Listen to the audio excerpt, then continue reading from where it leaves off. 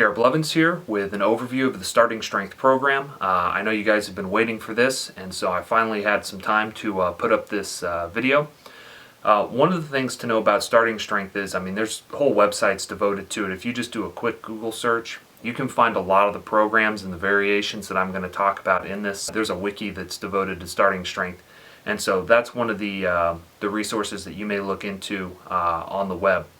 Pretty much what Starting Strength is it's a novice program that functions with linear progression. And what this means is that every workout that you do, this constitutes an overload event. And so every workout you do is enough to cause disruption to your baseline, your homeostasis, and then your body recovers in between that workout and the next workout so that the next time you go into the gym, you can lift more weight than you did before. As we talked about in the previous videos, you're going to be doing different sets and reps to accomplish this. Primarily you're going to use 5s to start out with. There are some variations with the program that you could possibly think of later on, maybe lowering those numbers to 3s.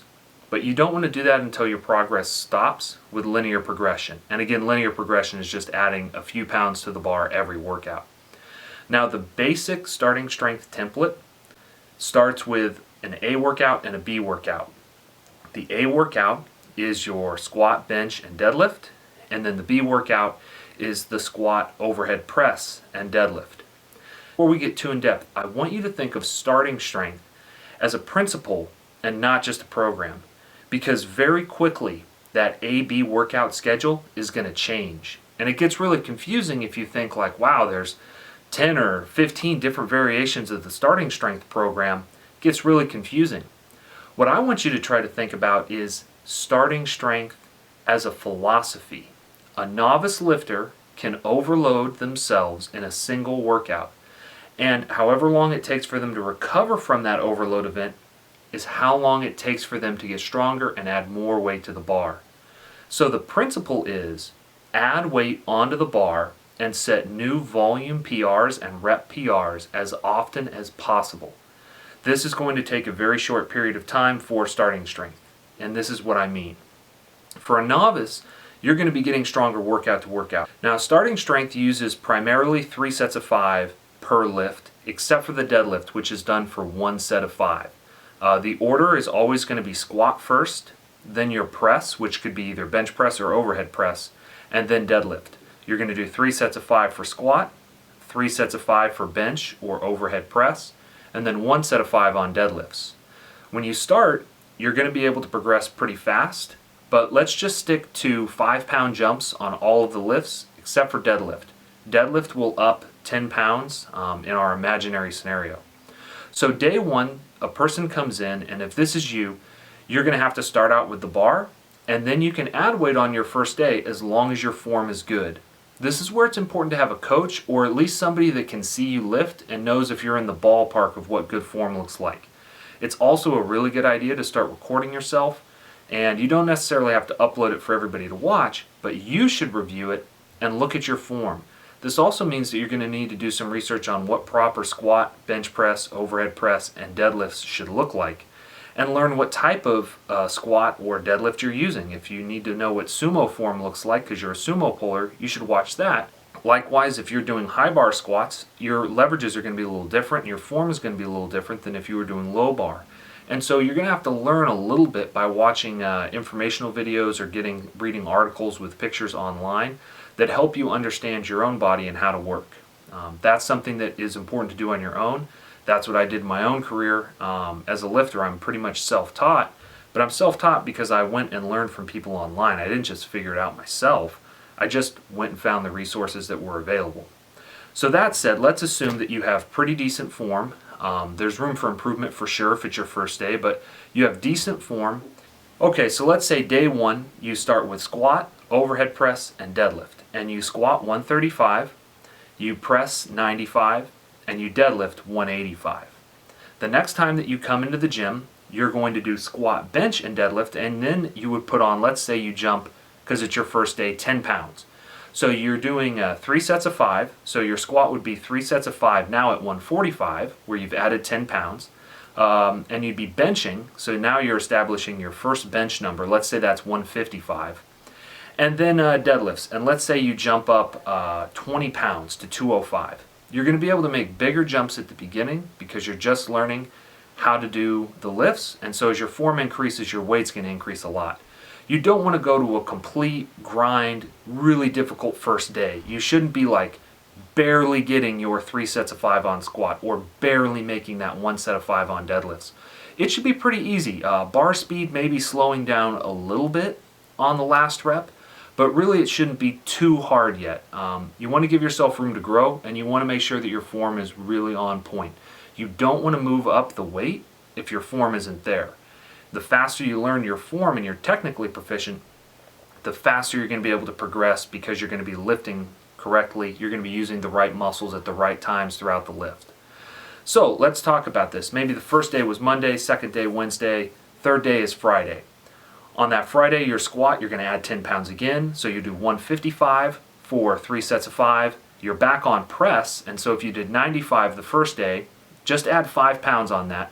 The bench press is going to go up slower, and the overhead press is going to go up slower than the squat or the deadlift. That's one of the reasons that they have this A-B workout split, where you're not retesting your upper body pressing movements 3 times a week. Instead, it's going to be either 2 times or 1 time a week, depending on how the days fall. So, and deadlifts, you would up again. Maybe if you went 185 to 205 between the first 2 workouts, you'd go 205 to 225 to the third workout.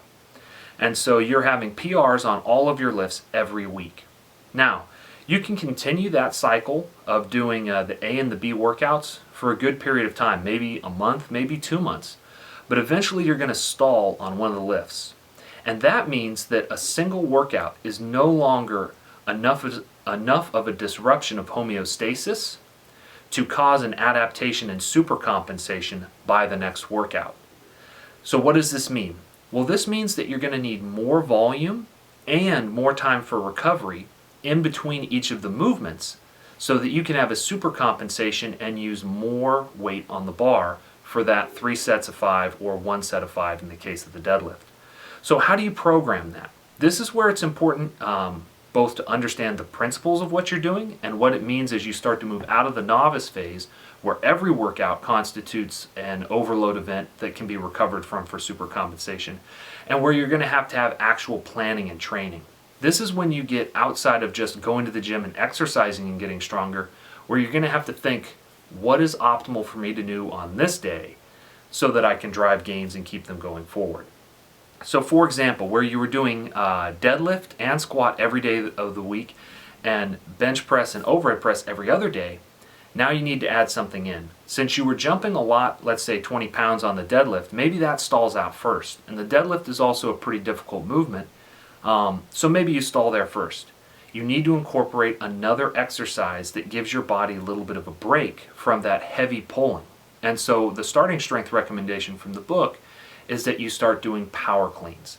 So maybe on the day where you have your overhead press, you now do power cleans. So it looks like squat, overhead press, power cleans on one day, and then squat, bench press, deadlift on another day.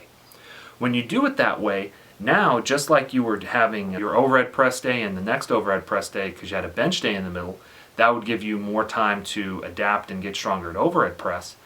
Now you're having the same thing where you're going to have power clean, deadlift, power clean, deadlift. So now you have extra time to recover from that heavy deadlift between those two. And additionally, you have power cleans, which you're going to be doing for less weight. It's a more dynamic and explosive movement. So you're not going to be able to do as much weight on a power clean as you're going to be able to deadlift, obviously. So this is going to allow your body more time to recover. Now what you wouldn't want to do is just say, well, I'm stalling out on deadlift, so I'm just going to completely deload and I'm not going to lift at all. I was doing, deadlift 3 times a week. Now I'm going to do deadlift 2 times a week, and that'll give me enough time to recover. That might work, but the drop in overall weekly training volume may actually cause your gains to stall. Again, you don't want to use more volume than you need to, but you also don't want to just cut out days completely. You want to do something, but you're going to want a light day. This would hold true for the squat as well. As you're going along, you're squatting 3 days a week, and if you're adding 5 or 10 pounds every day, that's going to stall out eventually. So what do? Well, you could go to a different type of a squat, like a pause squat or maybe a lighter high bar squat. But the easiest thing probably to do, instead of learning a different form, is to just have a light squat day. So maybe you choose the day that you're going to be doing deadlifts, you're going to have a light squat day. So you could still do 3 sets of 5 on squats, but let's say you used 80 or 85%. Again, the percentages aren't some sort of golden rule. It just needs to be lighter than your normal working weight. So let's say you're squatting at that time 200 pounds for 3 sets of 5. Then you would want to take 80% of that for your next workout, which would be, what would that be, 160. And you would squat 160 for 3 sets of 5 on Wednesday. And then you would squat and go for the PR the next workout. If you were doing 200 and that was the heaviest ever gone, you'd go for 205 on that Friday for 3 sets of 5. So it would be 200 for 3 sets of 5 on Monday, 160 for 3 sets of 5 on Wednesday, and then 205 for a 5-pound PR on Friday. And you would continue to do that cycle. So you can see it's getting more advanced and more complex, and you're moving pieces around. But really all you're doing is, when you reach the point where you cannot recover from the overload event that you're putting on yourself because your weight, your overall maximum weight on the bar is so heavy for those 3 sets of 5, you need more time to recover.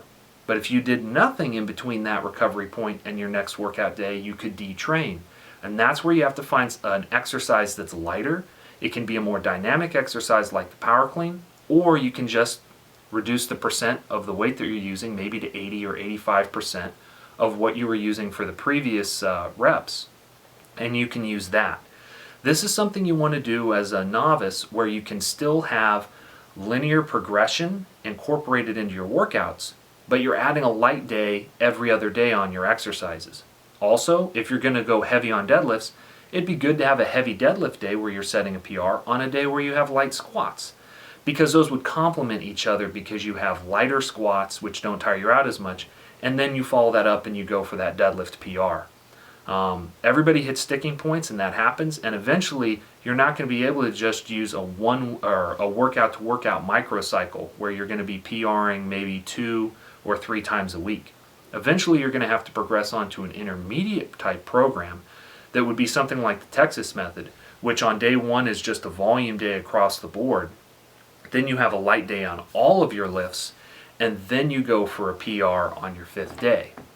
Additionally, you could also have more time in between your deadlifts. This is one of the things that's advised in the book, where maybe instead of just doing power cleans and deadlifts and you're doing that on an A-B split, maybe you add in a day where you're doing rows or lat work and back extensions. And so it could go to do something like deadlift, chin-ups, rows, back extensions, some sort of accessory work, power clean, chin-ups, rows, back work, lat work, and then deadlift. And that would give you 1 deadlift every 5 days. And so you're moving and making the microcycle longer and longer and longer before you attempt to add 5 pounds or 10 pounds to the bar for a rep PR with 5 reps. These are all different strategies that you can use as a novice, because what you're trying to do is add weight onto the bar as soon as you can. You're not waiting, you're not having really long bloated microcycles that are 8 weeks, 12 weeks long, because you don't need them yet. You can still add weight to the bar relatively fast. That's what starting strength is, and that's what the principle of linear progression is. Hopefully that was helpful and informative. I'm going to show you a little bit about how to implement the Texas method, the next video that I put up, and we'll talk about intermediate programs and how those extend the microcycle, because your body needs more time to adapt and you need to incur more fatigue before you can achieve a supercompensation, because your body has adapted and it needs a larger stressor to disrupt homeostasis. Hope wherever you're at, you're doing well. Blessings.